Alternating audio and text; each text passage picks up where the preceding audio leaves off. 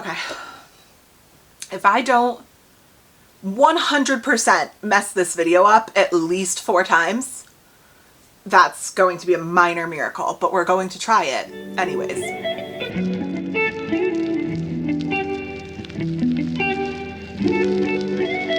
Hey guys, we are back with another one, and this video is actually by popular request. I put out at the beginning of the year, I put out a post on my Instagram asking what videos you guys wanted to see in 2024.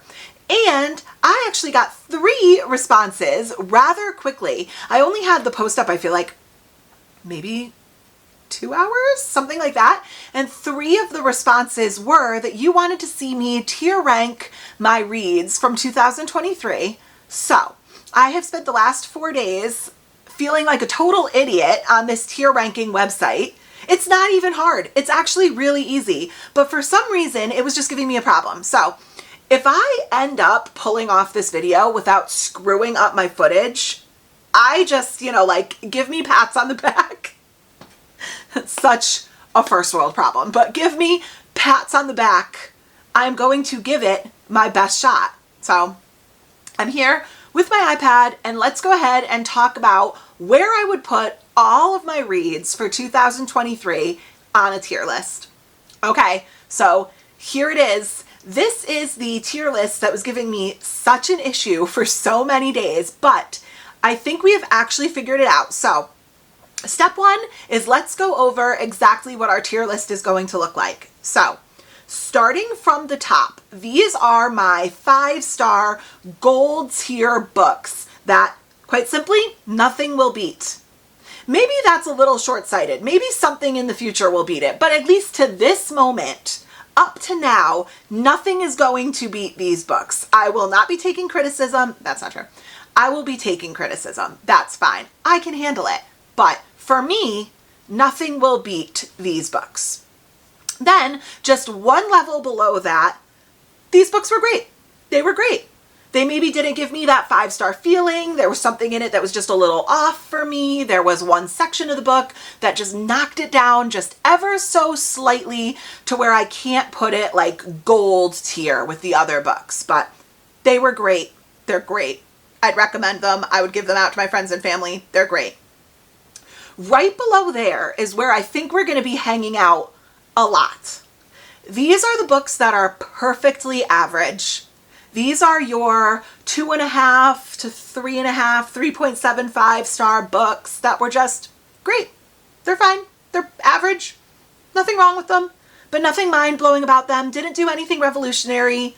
Nothing that I'm going to remember for the rest of time. They were great. They were fine. They're there. They're books.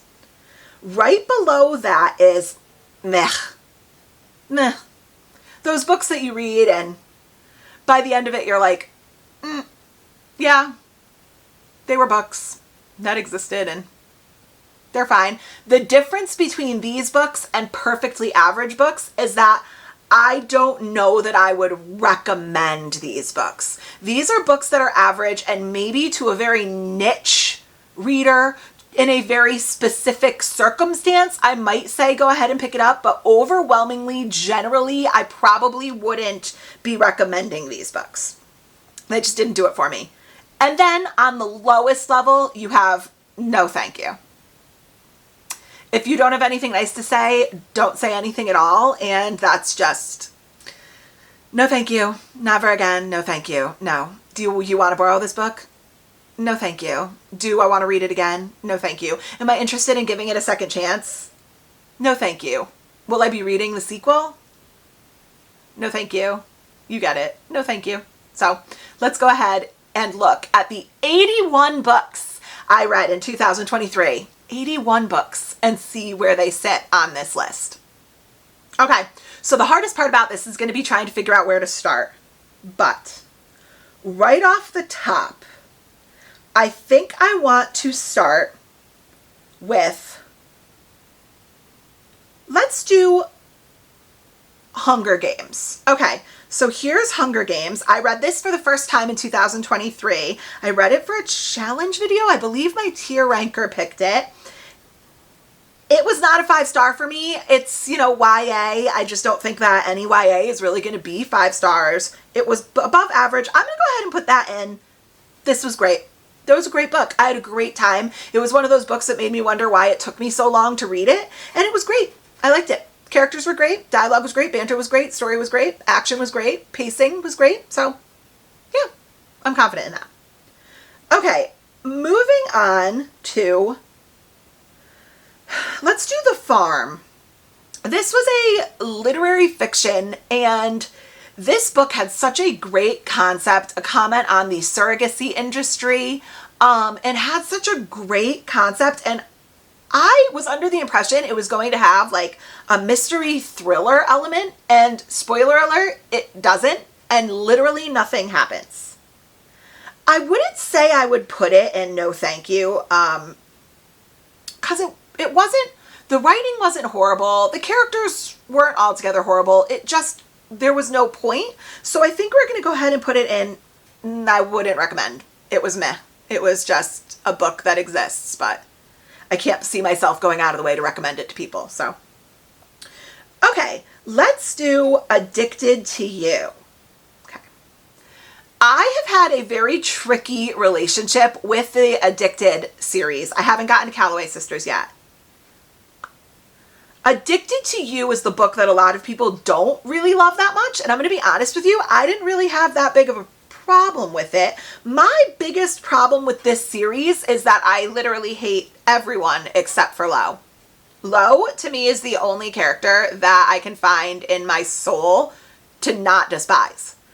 So I think I'm going to go ahead and put Addicted to You in perfectly average. It's fine. That's it. Just average. And I would recommend this to the right person.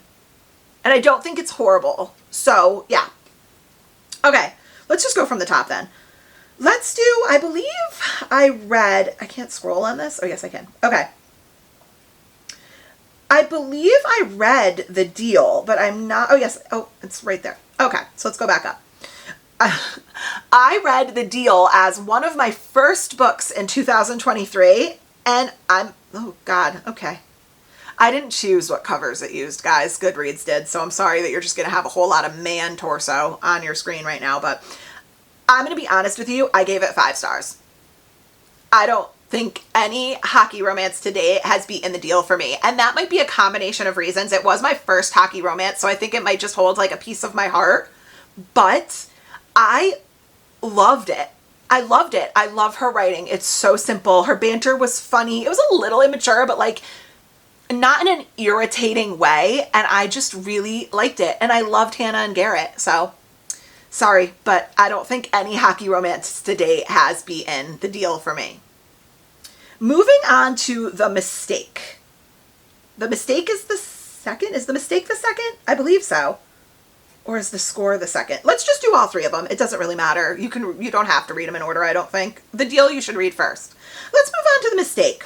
So for The Mistake and The Score, they were not as good as The Deal to me. So they're not going to be, and nothing will beat these. Like, I could see other hockey romances beating The Mistake and The Score. So I think I'm going to put both of these in. These were great. Still loved them. Still great. They're a good, fun time. They're a quick read. And I liked them. These were great. I'm confident in that. Okay. Marriage for One by Ella Mays. Okay. Oh, this book is very loved by a lot of the reading community. I wouldn't recommend it. And I didn't really love it. I thought the story was stupid. And the main male character was just an asshole. And I didn't love it. And the dialogue was cringy and cheesy. So I was thinking about putting it in a no thank you, but I guess for a certain type of reader, I guess I could. And there are people that do like it and would recommend it. I don't think I would. So I wouldn't recommend. No. Okay. Haunting and Hunting Adeline.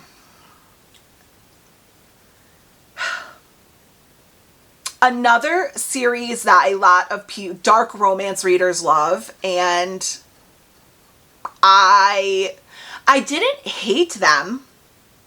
I didn't hate them, but I also didn't really like them. And it is seriously effed up. Like, I don't even know how to talk about it. It's just a girl falls in love with a violent stalker. And most of the book is somehow trying to justify his violent stalking, crazy behavior as love. And then the second book brings in a sex trafficking element that is just like out of left field and crazy and gives you whiplash. Like, how in the hell did we get here? Like, oh God. They were not average. They were below average. I don't know that there would be a situation where I would necessarily recommend them. I guess if you're a dark romance reader, but I've read better dark romance. So I'm going to be honest with you. I think they both go in no thank you. Okay, up next, Local Woman Missing by Mary Kubica. Oh, this one's interesting. I liked this. I did like it. For me, the pacing was a little off. It got a little slow, maybe just slightly unbelievable, but once again, another genre I have a little bit of a complicated relationship with is mystery thrillers, because I am not someone who likes to suspend a reasonable level of belief. I'm going to go ahead and put this in perfectly average. I think this was a solid book. It was really average, relatively good storyline. If you are a mystery thriller writer who does it like just for the vibes, just to like suspend belief, you have no problem kind of, what's the word? Maybe brainlessly reading. I think that this would probably be more for you. It was good. It was fine. Perfectly average. Okay. So Not Meant to Be and a Not So Meet Cute by Megan Quinn. More very loved books. This is more like a book talk, booktube, bookstagram type of series. This is very, it's really not rom-com. It's not like a slapstick rom-com where it's a girl that's falling all over herself. These girls are more of just like immature messes, and I didn't love them. And the other thing that really I didn't enjoy about these books is that I did not find the relationships convincing. Like, I did not think the guys and the girls and their relationships were like super, like, it's not who I would have picked for each other. And I just never really felt like, oh my God, they're so in love and they're so perfect together. I never got that. I didn't really like the couples, but I would recommend them to people who were into that kind of thing. So I think I'm going to put both of those books in perfectly average. They were fine. They were average. Yeah. Confident in that. Okay. Daisy Jones and the Sixth. This was my first TJR, Taylor Jenkins Reid book. And it is written in such a unique way. It's written as though you're taking part in an interview with the lead singer, Daisy Jones, and her band, which is the Sixth. And I absolutely loved this book. This was a 5-star, and I have yet to read a band interview story, anything like that, that has beaten this. So for me, Daisy Jones and the Six goes straight to Nothing Will Beat This. I love that book. I love it. It's so good. It's so quick. I love that book. Oh no. Okay. The Inheritance Games trilogy by Jennifer Lynn Barnes. Another one that's so loved. Okay, here's what we're going to do. I'm just going to rip the Band-Aid off. The Inheritance Games, the first one, goes in perfectly average. I wasn't mind-blown by it, but it was fine. The Hawthorne Legacy and the Final Gambit go in I wouldn't recommend. I didn't care for them. I thought they were dumb. I thought that all 3 of these books could have been compiled into one book, and it still would have been relatively dumb, but it would have been decent YA mystery. But it was 3 300-page books, and that's nonsense. So, yeah. I wouldn't recommend the second or the third, but if you want to pick up the first one and read it just for like a little good time, go ahead and do it. Don't read the second and the third one. Oh no, okay. Finley Donovan is killing it. I hated this book. This is a no thank you. I think that cozy mystery and cozy thriller is just not going to be a genre for me. Finley Donovan was one of the most unlikable characters I've ever written. Ever written. I read her? I wrote her? No. Ever read. Honestly, I've never read a character where I'm like, girl, maybe I just don't get it. You are not killing it in life. I didn't think she was a good mom. I thought the story was stupid. I understood why her husband left her. Is that mean? That's super mean. But it's true. She's a mess. And I didn't like this book. And it gave me anxiety. And I thought it was dumb. Do you get that I didn't like it? No, thank you. Sorry, no, thank you. It Happened One Summer by Tessa Bailey.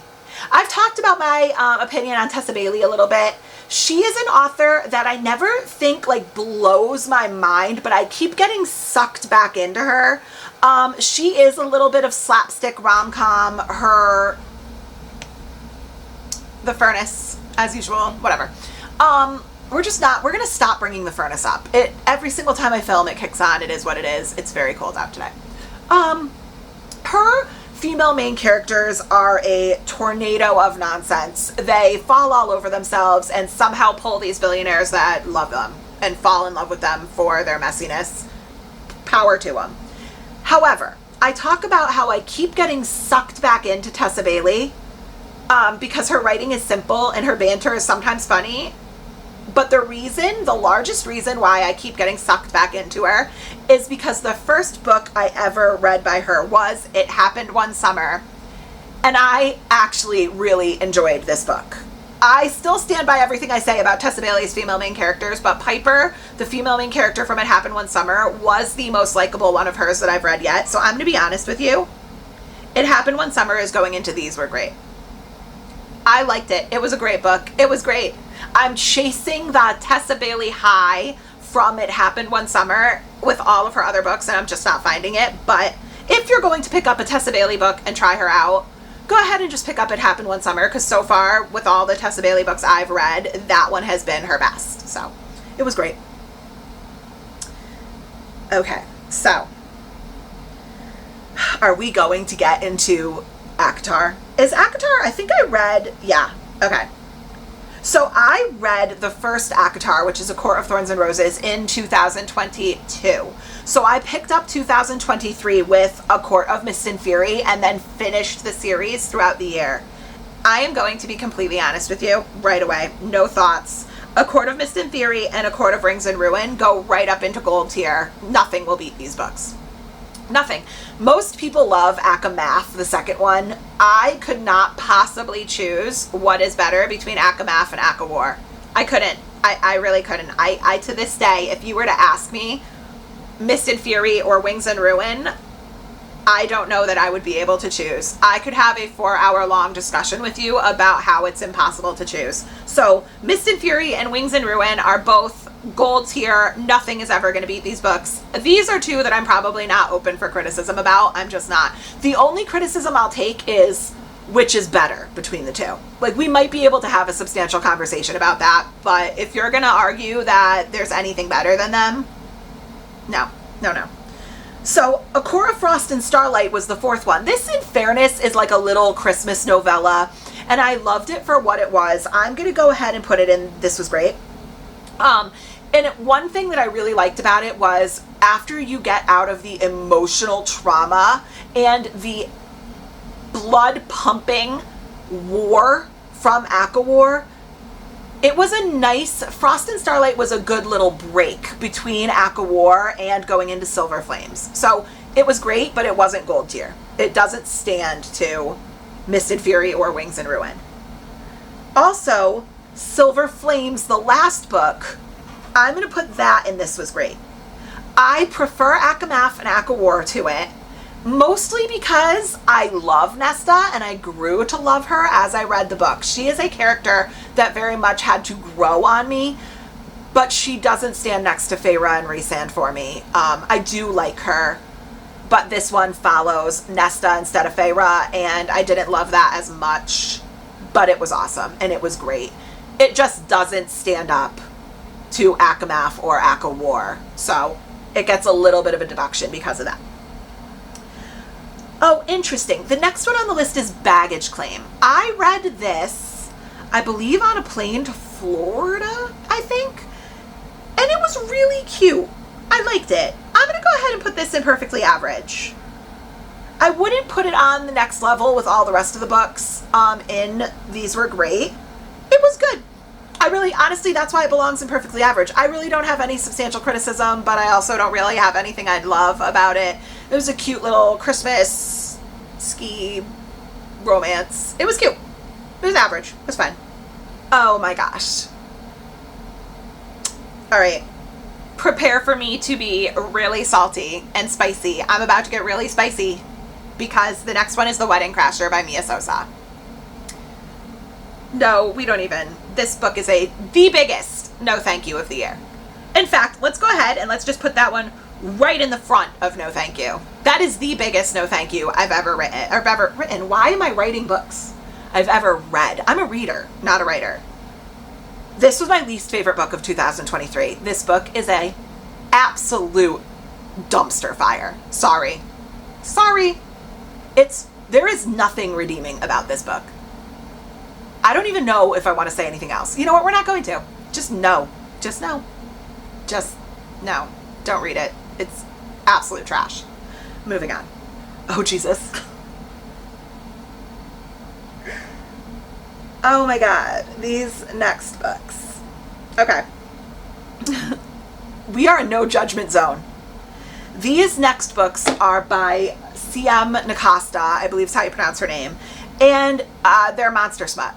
They're just smutty smut, spicy smut of humans and monsters getting it on. That's the way it is. All right. I'm not going to say the titles because they quite frankly embarrass me. So we're just going to call them Monster Smut 1 and 2. All right, Monster Smut 1. This one was my favorite one in the 3 out of, I think she has like 4 or 5 now. I've read 3 and I think I'm all set because the last one kind of took a dive for me. The first one is this one and it was average. It was good. There was nothing wrong with it, but it definitely wasn't great. Sweet Berries, would I recommend it? No. I wouldn't recommend it, and here's why. If you came to me and said, hey, I have a strong desire to get into Monster Smut, I would recommend the first one, not this one. So it was meh. It was fine. Whatever. It wasn't bad. I just would recommend the first one over the second one. So Monster Smut 1, perfectly average. Monster Smut 2 in the Cambric Creek series is I probably wouldn't recommend. I'd send you over to the first one. Oh, Crave. Okay. I just read this past month. And I own the entire series. This is a YA, I guess you would call it dark academia. It takes place at a boarding school for people with magical abilities. And I did really like it. I'm going to be honest with you. This was better than average. I'm going to put this in. This was great. It was great. It was well written. The characters were great. It had like kind of like a Harry Potter, dark Harry Potter vibe to it with magical creatures. I liked the main male character and the main female character. I liked it. Crave by Tracy Wolf was great. So, yeah. Oh, Midnight Kisses.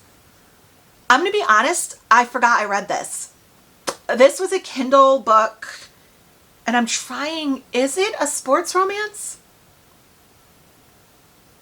I don't remember this book. I don't remember anything about it. It didn't blow my mind. I remember that. It had some stuff in it I didn't really love. I don't think I swooned over the main male character. I think I actually found him kind of wimpy, if I'm remembering this book. I don't remember. I'm going to put this in wouldn't recommend. I don't even remember anything that happened in it, so I don't know how I would recommend it. So, yeah. Oh, The House Across the Lake by Riley Sager. This is the classic example of what I struggle with in mystery thriller. 3/4 of this book was really good and I was into it and I was trying to figure out what in the ever-loving heck was going on and trying to figure it out. Oh, that was my daddy. I'll call him back. Trying to figure out what was going on in this book. And then how the conclusion happened and the end of it was a mess. And I didn't love it. Would I recommend it? I guess I would. All right, we're going to put it in perfectly average. Somewhere between perfectly average, I guess, for the right person with the right personality who likes that kind of supernatural thriller mystery. It wasn't really well, I guess it was a thriller. Supernatural mystery with light thriller elements, I guess I would. The writing was all right. And the first 3/4 of the book did have me intrigued. So yeah, perfectly average. Yeah, I'm okay with that. All right, back after a little break. I did call my dad back. Always call your dads back. And your moms, but call your dads back. All right, King of Battle and Blood. I'm going to be honest with you. I believe this was the first fantasy romantasy I read after ACOTAR got me into the genre, and I really liked it. It was a vampire fantasy. I'm going to put King of Battle and Blood, and this was great. I love it. It's really good. I haven't gotten to the second one, which is Myth and Monsters, I think. Queen of Myth and Monsters. But it's on my Kindle, and I really do want to get into it. So if you're excited for the second book after the first one, it was great. So, yeah. Divine Rivals. Okay. Divine Rivals goes confidently into this was great. This is fantastic. Divine Rivals is not a gold tier book for me. I think I gave it like a 4.5, I think, not a 5-star. I thought the pacing was a little off at parts, and in the first book, I'm not going to say too much because I just finished Ruthless Vows, which was the second one, and it kind of makes a little bit more sense now. But in the first book, I was confused as to how the war between the gods was going to tie into the storyline with Iris and Roman. It was just like, it seemed a little like disconnected to me. I want to let you know, if that is a criticism you're having getting through Divine Rivals, like, keep it up, because in the second book it makes more sense. Like, push through it. It does seem a little disconnected. It's not you. It is the storyline. That is why it wasn't like a gold tier. I will not take any criticism about this book. It's definitely a great, fantastic book. Ruthless Vows was amazing, so it's a great book, but not gold tier for me. Okay, The Housemaid by Frida McFadden. I read this in Cape Cod at my dad's place with my kids, and I did finish it in a couple of days. It did keep me at the edge of my seat, but the story was a little silly, and the only reason why the story even had a conclusion was because the female main character was the most stupid person I have ever read about. Her decisions were stupid. I knew what was going on from literally chapter 2, and this girl stumbled through the story completely blind for the rest of it. Like, and you're going, open your eyes, like, this is obvious, you're just an idiot. So I'm gonna be honest with you. Would I recommend it? I think I would, because the story was decent and the writing was decent. I'm gonna put this in perfectly average. Nothing mind-blowing, but fine. Mystery thriller. Just know the female main character is an absolute moron. So, nothing going on between those ears, let me tell you. Okay, Black Ties and White Lies by Kat Singleton. Okay. The smut was decent. I liked the, like, billionaire overreaching boss theme trope. I didn't mind that. Where this got knocked down a little bit for me was it was a bit insta-lovey. They hadn't even talked, and this dude was in love with her. Once again, this billionaire falling for this girl that's kind of a mess. Would I recommend it? I think I've read books that do it better. I think I'm going to put this in. It was meh. It was fine, but I wouldn't recommend it. If you want like a billionaire boss simpy story, I would probably recommend you something else. I don't know that I've ever been like, you have to read Black Ties and White Lies. So I don't know that I'd necessarily jump to recommend it. So Legends and Lattes. Okay. Cozy fantasy. Retired war orc decides to move to a town that has never heard of coffee and open a coffee shop. Super cute. Low stakes. There are stakes, but they're low. Little repetitive, but the characters were cute. I think this was average. I would recommend it if you were looking for a cozy fantasy. If you're a coffee lover. If you're looking for something to take you between, like, after like a super intense book, you're looking for something just calm. I think I would recommend it. Was it great? Was it on the same level of A Court of Silver Flames? I don't think so. I think it was average. It was good. It wasn't great, but it was good. Okay. Did I only read Good Girl, Bad Blood? Did I read, let me look. I think I read, okay, so I read A Good Girl's Guide to Murder, which is the first book in the series, in 2022. So I only read As Good as Dead and Good Girl, Bad Blood, which Good Girl, Bad Blood's the second, As Good as Dead is the third in 2023. Okay. Controversial take. My favorite book in the series, the first one, if I was putting it on a tier, would have been Imperfectly Average. A Good Girl's Guide to Murder was average. Good Girl, Bad Blood is the second book where she starts her podcast, and this one was my favorite in the entire trilogy.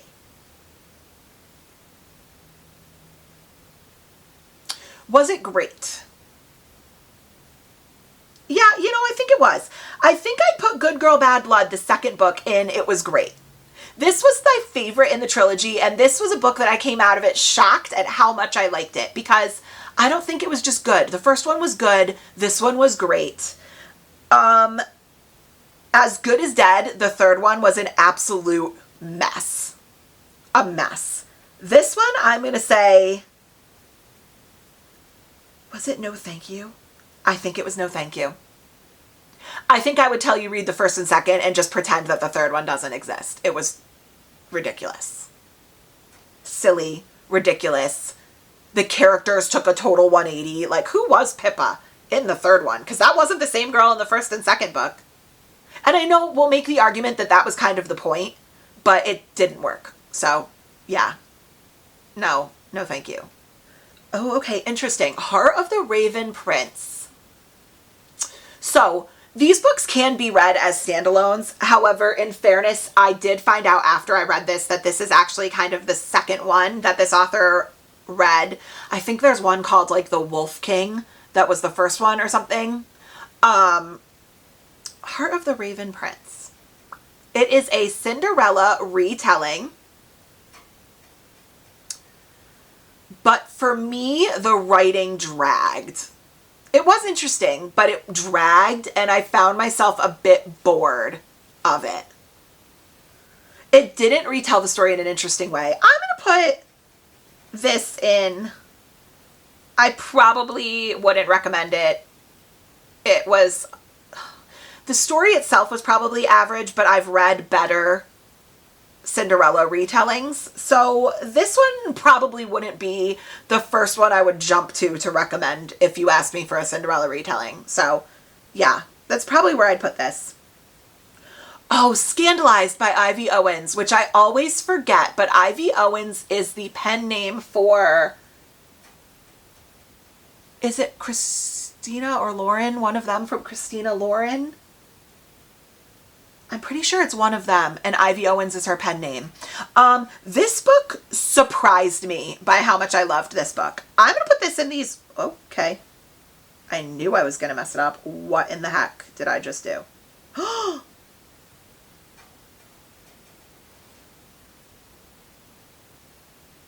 What did I just do? What? Hold, please. Okay, if I did not call that at the beginning of this video, I don't know. I'm like Nostradamus. I swear to God, I predict the future. In the beginning of this video, I said it will be a small miracle if I don't mess this up several times. And what do you know? I did. You just watched me in live time swipe up and delete everything we had done on our tier maker. I deleted my template and everything. Because why wouldn't I? So I just had to go through and make my tier maker, put all of our selections, so they're slightly out of order, but I have it all organized again. It's not going to be in the same order because it would not be one of our videos if there wasn't several moments of just pure unadulterated chaos. But we're back together after a little bit of a crisis. Now we are ready to keep going. But okay. The next one on the list is These Violent Delights. I read this last month. And this one for me is tricky. I am slowly realizing that Shakespeare retellings might just not be my thing. I've read a lot of Shakespeare in school. I don't know that these are my favorites. This was well done. It was a little strange. It had this like extra element of this, I mean, like, I guess this like plague upon the town that I wasn't sure I like understood why, but I mean, I understood why, but I don't know that I loved.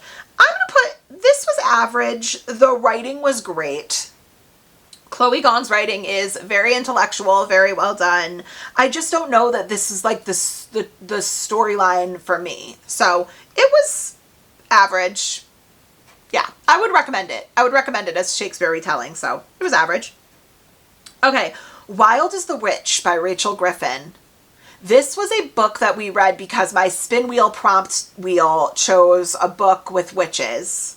And I liked this book. Do I think that there's not another witch book I would recommend? Probably not. I'm going to put this in average. This is another average.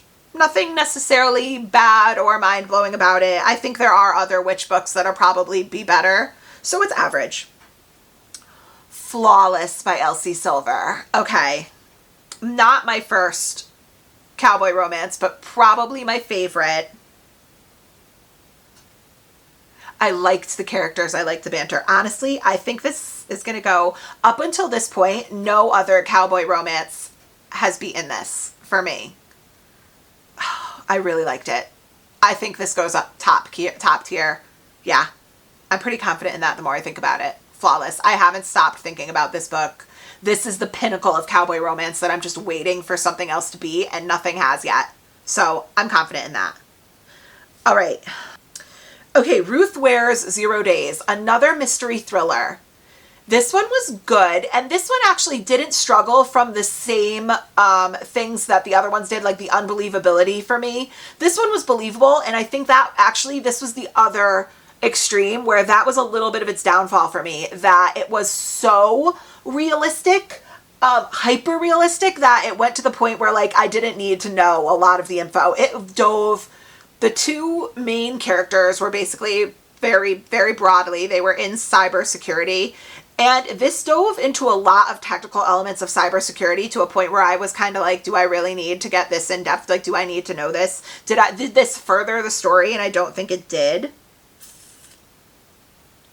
As far as thrillers go, I probably wouldn't recommend this one. So I think I'm going to put this one in like, ooh, hello? Really?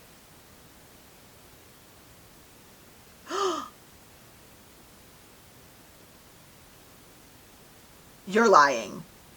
This website will not beat me. It will not beat me. We just went through all of that, and then the website fully crashed and froze. And I had to redo it. Second time. Anyways, okay, like I was saying, Ruth Ware, I probably wouldn't recommend. It was fine, it was good, but I have other thrillers I would recommend over Ruth Ware. So I think it was just slightly below average. I wouldn't probably recommend it. So, okay, the next one is The Selection. I was surprised by how much I liked this. I think this was better than average. I think it was great. And I'm going to continue, and I would recommend it. Go in, as always, with the proper expectations. It is a very YA, but it's cute, and I liked it. It was great, and I'm actually excited to go into the second one. I liked all the characters and the storyline. I thought it was cool, so it was great. All right. Done and Dusted. I actually read Done and Dusted, I believe, before Flawless, so I believe Done and Dusted was my first cowboy romance. And I really, really liked it, and the characters were very mature. But Flawless beat it. I think Done and Dusted was great. I really do. I think it was great. But Flawless was better. So. Oh, Killjoy. Killjoy. Okay, so this is technically in the A Good Girl's Guide to Murder series, but it's just like a little supplemental novella. You don't need to read it. It's actually a supplemental prequel novella. This was before A Good Girl's Guide to Murder, where Pippa is invited to a murder mystery party, and this is what like gets her into, you know, like looking into crimes and true crime. I probably wouldn't recommend it. I don't think you need to read it. You can skip it. Just read A Good Girl's Guide to Murder and Good Girl Bad Blood, and then skip the rest. It's fine, but nah. Okay, Ice Planet Barbarians. I really liked this too. Once again, similar to the selection, go into it with the right expectations. This is alien smut, and it's not going to change your life. It's just supposed to be entertaining. And I really liked it, and I could see it kind of being my not so guilty pleasure book. I think Ice Planet Barbarians was great. Expectations are everything, so I think it was great. Okay, next we have Drowning by T.J. Newman. Oh, this one. Okay. I'm conflicted on this one because I really liked the aviation emergency like storyline. However, I thought there were parts of it that actually were pretty slow and silly. I mean, the entire book takes place over, I think it's literally like a couple of hours while they figured out how to rescue this plane from the bottom of the ocean, essentially. Hence Drowning. I'm not giving away anything, guys. It's called Drowning. Would I recommend it? Maybe, because it's pretty unique. I've never read anything by it. I'm going to put this in perfectly average. It was average. It wasn't my favorite. If you were looking for an airline emergency book, specifically, I'd probably recommend it. There's not a ton of competition in that kind of trope and genre. So, all right. Summer of '69 by Ellen Hildebrand. I really, really liked this. I'm going to put this in. This was great. I really liked it. The characters were really well developed. It was a very interesting storyline. It was good. I really liked it. It was my first Ellen Hildebrand, and it didn't disappoint. So, yeah, I liked it. Okay. The Cheat Sheet by Sarah Adams. Oh. This one was the opposite. This one disappointed me. I thought I was going to really love this. A professional NFL player with his best friend who was a dancer who's injured. Friends to lovers. Closed Door, which isn't a huge thing for me. I don't mind smut, but this one was average. I didn't love the female main character, and I felt like their relationship just got to a point where like some mature conversation would have cleared up a lot of it, and instead they didn't, and then they ended up just like hurting each other, and I don't know. Not very relatable. It was fine. It was average. I'd probably recommend it if you wanted like a closed door sports romance, but yeah. Okay, Powerless. Another controversial one because this book is so loved by some people. Like some people have this as like a gold tier 5-star. This was average for me. So my battery's gonna die. Okay, Chase Me by Tessa Bailey. Okay, yet another example of how Tessa Bailey sucked me back in. And this book was fine. This female main character is yet another of, I was kind of hoping we'd have another Pippa that was super likable. And this female main character was another one of Tessa Bailey's just absolutely ludicrous, ridiculous tornado of chaos female main characters. I probably wouldn't recommend this. Just read It Happened One Summer if you want to read a Tessa Bailey. Oh, Jeanette McCurdy, I'm Glad My Mom Died. Wow. Wow, wow. This was great. This was great. Her voice was fantastic. What a tragic story, but so well done. I mean, yeah. If you're looking for a nonfiction, this is a really good one. Heartbreaking, but really, really good. It's great. Go into it. Zodiac Academy, The Awakening. This is the first book in the Zodiac Academy, and I did enjoy it. It was crazy. It's another book for magical beings at a high school, and these were very immature characters who had all these powers and no ability to control themselves. And it was chaos, but it was entertaining. I would say this is average. This was average, and I will continue. It was fine, and I would recommend it. If you're looking to get into something like that, I would recommend it. But it wasn't mind-blowingly great. Okay. The Woman in Me by Britney Spears. Oh, there was so much about this book that I loved, but there was also parts that actually kind of irritated me. She had a lot of horrible things happen to her, but this book was not written by her. It was obviously, she dictated it and somebody else compiled her ramblings into a book. Her story is heartbreaking and you feel bad for her, but on the other hand, she also did not take accountability for a lot of ways that she contributed to it. So I'm going to say it was average. If you had to choose between Jeanette McCurdy's book and Britney's book, I'd probably encourage you. I think you'd take a lot more out of Jeanette McCurdy's book. So I think Britney's was average. Pretend You're Mine by Lucy Score. This was great. This was really, really good. Really good. I loved the main male character, that active military, a little bit of like an alpha hole, but really you could feel how much he loved her, and she was really cute. I really liked this one. So yeah, it was great. I'll put that there. Project Hail Mary. This was my first ever sci-fi, and I did really like it.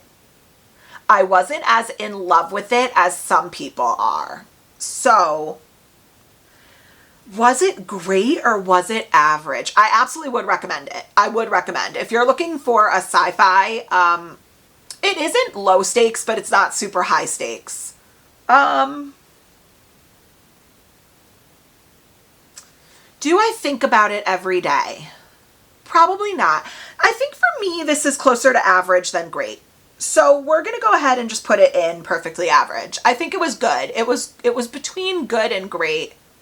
But I look at the other books on my great tier, and I don't think Hail Mary would be like equal to that. So I think it was average for me. Closer to average. Silent Came the Monster. Okay. This is meh, wouldn't recommend. And in my video that I read this in, I would say it would be a very niche recommendation. And it would have to be such a specific instance that I don't realistically think it would ever come up. But if you are looking for a fictionalized, here's the thing, if you're looking for a fictionalized shark attack book, just read Jaws. It's better. Yeah, I don't know that there would ever be a circumstance where I would recommend this. It's a fictionalized shark attack book, but yeah, it was boring and it villainized the shark in a way I didn't love. So yeah. Ugh. Magnolia Parks. Do we even need to ask? This is God tier. Nothing's going to beat Magnolia Parks. It's not. It's really not. The only thing that might beat Magnolia Parks is the rest of the Magnolia Parks series. It's toxic and heartbreaking, but in the best possible way. Magnolia and BJ are, you just want to shake them, but they're so in love. They're so in love in such a toxic, codependent way, but the writing in this book, your heart just clenches for them. So yeah, it's, Magnolia Parks is life-changing. It is hands down one of my favorite books of the year. Okay. Oh, this is another one of the CM Nakasta Monster Smut books. I didn't realize I read all three of them in 2023, but I guess I did. Yeah, this one is, wouldn't recommend. The first one was average, and then the series just kind of went downhill for me, and I'm gonna choose not to continue, so we don't even need to say anything else. It's read the first one and then move on. Okay, An Heir Comes to Rise by Chloe C. Peñaranda. Oh, this was really good. This was a fantasy Hunger Games-esque type book, young adult, I think. This was average. It was good. I would recommend it. It was good, but I think Hunger Games was better, to be honest with you. More iconic for sure and better. Oh, One for My Enemy by Olivia Blake. Another Shakespeare retelling, and that kind of does, not by any fault of its own, just personally for me, knock it down a little bit, because I never find myself like head over heels in love with these Shakespeare retellings. It's not admittedly my favorite trope and genre. The writing was beautiful. The story was a bit confusing. I never connected to the characters very much. I'm gonna say this was average. It feels really shady to put this in average, because it was, I know that so much work went into these books, and it's probably very personal that it's just not my favorite thing, which makes it average. But yeah, that was average for me. One of Us is Lying by Karen McManus. This is a YA murder mystery that takes place in a high school detention. Would I recommend it? Yeah, I guess so. There was nothing intrinsically wrong with it. Yeah. If like one of your middle school, I don't know, there were a couple of conversations that seemed a little inappropriate. But if your higher end middle school, high school students were looking for like an introduction to murder mystery, A Good Girl's Guide to Murder, and this, yeah, I probably would. I'll put it in average. Perfectly average. Fine. Didn't break any ground, but it was good. Oh, The Shadows Between Us by Trisha Levenseller. I went into this book expecting it to be just like an average vampire fantasy with, I'd heard it had like Bachelor vibes, Vampire Edition, and I came out of this book surprised at how much I loved it. I'm putting this in This Was Great. It wasn't like a gold tier 5-star for me, but came out of this surprised at not only how fast I finished it, but how much I actually like got sucked into the story and enjoyed it. I really liked it. The selection and The Shadows Between Us are very similar in the Bachelor element, but Shadows Between Us has vampires and is a little bit more fantasy, and the world is really interesting. The time period is very vague. I really, really liked it. That was a great book. Part of Your World, my first Abby Jimenez. I liked this book. I really liked it. The characters were well developed. The story was good.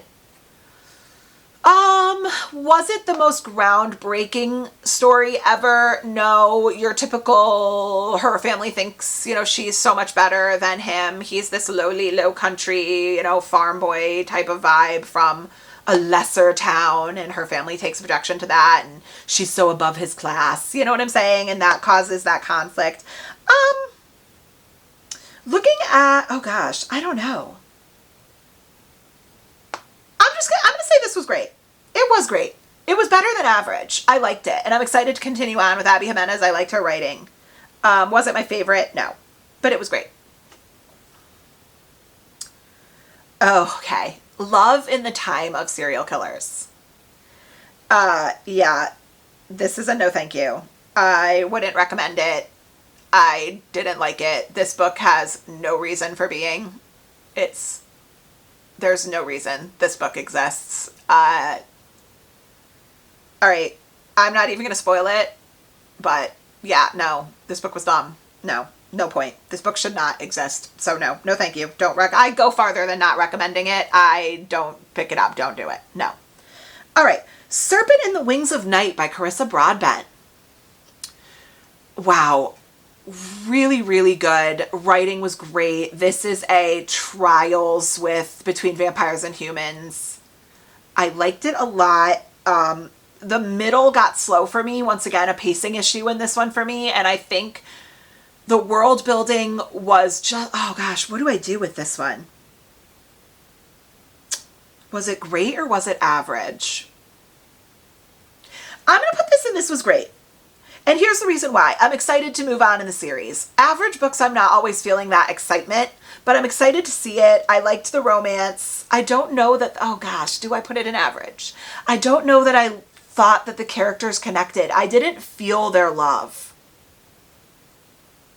Yeah, you know what? I'm rethinking. This was average. It got a little slow in the middle, and I didn't find the romance as convincing as I would have wanted it to be. That's a good way to say it.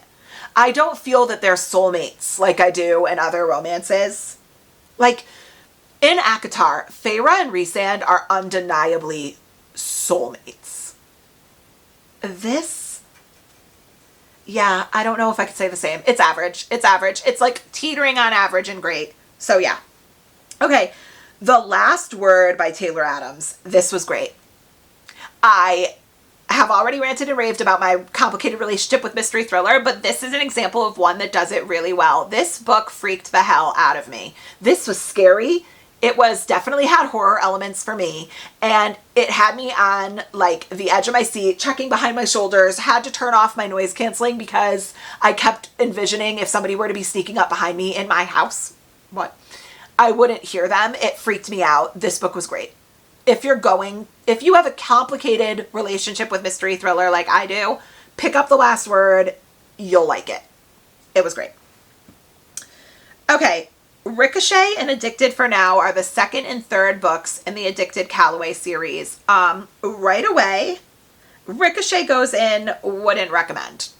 It wasn't like horrible, atrocious, and I'm hoping that maybe you needed this book to further you in the series moving forward. Like, I'm hoping that the kind of suckiness had a reason. I don't understand why anyone likes this book. This book was not good, and Daisy and Reich's situation is creepy, and I don't know how no one is talking about that. She is 16 years old. She is a minor. He is 22 or 23. How is anyone encouraging that? And he says such incredibly sexually inappropriate things in front of her adult sister, who just seemingly has no problem with the fact that some adult is speaking to her little sister this way. And her little sister is completely unsupervised. Yeah. Ricochet is not a good book. I don't care what anyone says. You will not convince me. I would love to debate, but you will not convince me. Addicted for Now goes right along. It goes back to talking about Lauren and Lo, and I like those better because I like them better. I like Lo a lot. So Addicted for Now goes back to Lauren and Lo, and it was average, just like Addicted for Now. It was fine. I still love Lo. Thinks he loves her way more than Lily. What is going on? Lo loves Lily. Lily is codependent and needs Lo. Yeah, that's my take on that. Okay, we're getting down to the end now. Last row. Okay, Hook, Line, and Sinker is the Tessa Bailey's follow-up to It Happened One Summer. It's the second book in that little duology, and it follows Piper's younger sister and Brendan's best friend Fox and their story. I did still like this. However, it did not live up to It Happened One Summer for me. It wasn't as good. So I think I'm going to put this, It Happened One Summer, don't do it. Oh my God. It Happened One Summer was great. Hook, Line, and Sinker was average. I'm happy with that. The Risk is the first book in the Mind F series. And I did like this. I wasn't obsessed with it the way that other people were. I think the concept is what really gets a lot of people into this book. The female main character is an active serial killer, and she ends up falling for the FBI agent that is unknowingly investigating her. So he doesn't know, she knows. It was average. It's good. It is really good. The concept is what's selling people more than anything, not groundbreaking writing. And admittedly, these are very short. So the Mind F series is 5 short books compiled into one story. I think this book is like 180 pages. I think that each of the 5 parts is 180 pages.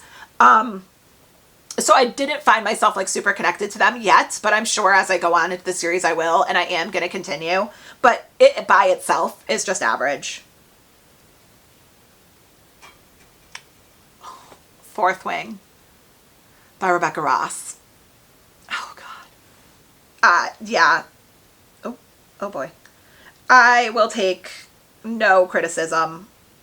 This book is, nothing is going to beat Fourth Wing. Nothing. This was right up there with Magnolia Park. So Magnolia Park was my favorite romance of the year. Fourth Wing was my favorite fantasy romance of the year. This book is incredible. I listen to other people's reviews of this book and their criticisms of this book, and I sit there being like, were we reading the same book? They're like, oh, the writing wasn't great. I'm like, the writing was fine. Like, it was good. Yeah, I like Xaden and Violet. Violet is a little irritating, but she's young and she's written that way. And she has a chronic illness and she's been babied, I think, her entire life, just being told that she can't do anything. So yeah, she's a little whiny. That's part of her character. But I didn't find it annoying because it was explained. Sorry, I'm getting heated. Fourth Wing is 5 stars, 6 stars. It's fantastic and nothing will beat it and you will never convince me otherwise. So that's that on that. Oh, shipped. Another book until now I kind of forgot I read. The only thing that was really cool and unique about this book was it took place on a cruise to the Galapagos, so the setting was cool. Other than that, I probably wouldn't recommend it. The female main character was insufferable and I didn't like her as a person. She was selfish and I didn't like her. So yeah, I probably wouldn't recommend it. If you specifically are looking for like a cruise book to the Galapagos, maybe, but when would that ever come up? So yeah, no, wouldn't. Carrie Soto is Back by Taylor Jenkins Reid. My second TJR and loved it. It did not hit me the same way that Daisy Jones and the Six did. In that I wasn't like as in love with Carrie Soto. She was kind of a bitch, but necessarily so. Yeah, I'm gonna put this in. This was great. I preferred Daisy Jones and the Six to Carrie Soto. Oh, Throttled by Lauren Asher. Okay, this was my first Lauren Asher.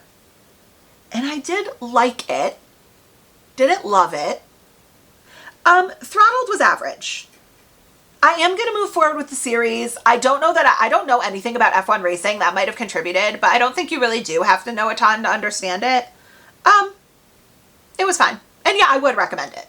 I would. So yeah, it wasn't meh, but it was average. It was fine. That's that on that. Things We Never Got Over by Lucy Score. Oh, I do really like this. She was a little, the female main character in this was a little slapsticky and did irritate me a little bit. And the main male character did teeter on kind of an asshole, kind of controlling, kind of overstepped. I think I preferred Pretend You're Mine. I'm going to put Things We Never Got Over in perfectly average. I prefer Pretend You're Mine and the characters in it. Things We Never Got Over was good though. It was average. Was it great? I don't think so. Average, looking back on it. Mr. Wrong Number was my first Lynn Painter, and man, was it cute. And it's told mostly in text messages because the main male character and female character text for most of their relationship, not knowing who the other one is. They think it's like anonymous. It is anonymous. I enjoyed this. It was average. It was good. It was fine. Great. Okay. Community Board by Tara Conklin. This book is a no thank you. This book had no substance. It was boring. It was not good. And the main character was insufferably rude and annoying and self-centered and just a jerk and didn't care about anybody around her. Yeah. She was in like a depressive hole, and I understand that like element of it, but like abused the people around her and wasn't nice. No, don't read this book. It was not good. No thank you to Community Board. No. Okay. The Stardust Thief. I'm putting this in average. It is an Aladdin retelling for sure. Nobody talks about that I say, but it is an Aladdin retelling. And it was more of an epic high fantasy than I was expecting. There was a romance subplot between the main male character and female character, but it definitely took a backseat to the adventure, and it bored me a little bit. A little long-winded, but it was fine. If you are looking for a good, light, epic fantasy with a romance subplot, fairy tale retelling, I think this would be up your alley. It was fine. It was okay. It had flaws, but it was okay. A Dawn of Onyx. Okay. This book is older, but because it was just recently republished with a new publishing company, it's gotten a bit of traction recently, and I think it's becoming pretty loved. And this might be controversial, but for me, it was average. It wasn't fantastic. It was fine. It was middle of the road. Another book where I didn't 100% buy the romance between the two characters. Like, I did not get this feeling in my chest that they were meant to be together. They were soulmates. But the world was great. The story was fine. It was average. And I'm definitely going to read A Promise of Peridot, which is the second one that's coming out sometime this year. I don't even know if they've announced a date. They might have. I'm definitely going to pick it up and read it because I'm intrigued to see where the story goes. And maybe I will form more of an attachment to these characters, but I wasn't convinced that the characters were meant for each other. So yeah, maybe. Okay, and last but not least of my 81 books comes down to The Prison Healer. I read this recently. It was either November or December. I think it might have been November, maybe December. I liked this. It did get a little slow in the middle, but I thought the setting of being in a prison was so cool. I'm gonna put this in. This was great. I think it was above average. And I'm going to continue on with the series, and I'm excited about what happens. I had a really good time with this, and I liked it. So the combination of liking the characters, the story being cool, the world being really unique, the trials being cool, the prison rebellion element, I really liked it. This was definitely great for me. It was above average. Yeah. Okay, here it is, guys. This is the end result of our tier maker for all 81 books I've read in 2023. I am looking at this and it feels right to me. Like, I'm looking at this and I'm like, yeah, I think this feels right. I don't know. Give me your comments below. What do you agree with? What do you disagree with? What books are you going to pick up because of this? What were your top books? Like, I want to hear your peaks and your pits, right? Like, what was the gold tier books for you, and what were the books that you would put in no thank you?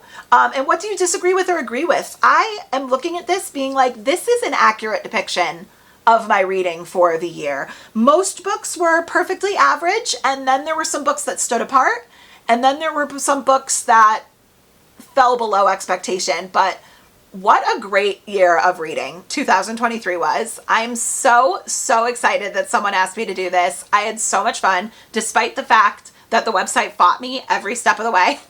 But I had fun, and the end result was amazing. So if you guys like this video, let me know. We could do some more tier ranking. But in the meantime, please do all the YouTube-y things, like, comment, subscribe. And I love ya, and I'll catch you in the next one. Bye, guys.